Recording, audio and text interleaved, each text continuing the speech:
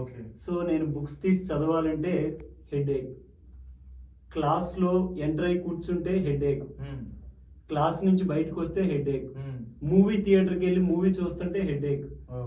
ఏంట్రా బాబు ఈ లైఫ్, ఈ హెడేక్ ఏంటి, ఎందుకు నాకు హెడేక్ వస్తుంది అనేది నాకు అర్థం కాలేదు. 6 months డైలీ హెడేక్తో ప్రాబ్లం ఫేస్ చేశాను.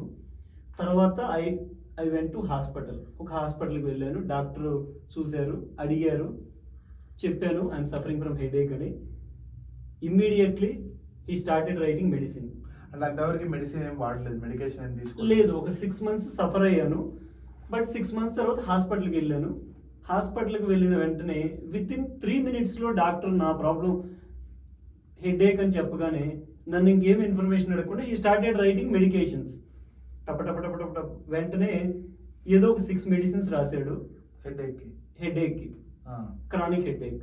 సో రేపటి నుంచి ఈ మెడిసిన్ వాడమ్మా, మళ్ళీ 20 days తర్వాత కనపడు. ఈ టర్మ్ అర్థం కాలేదు, క్రానిక్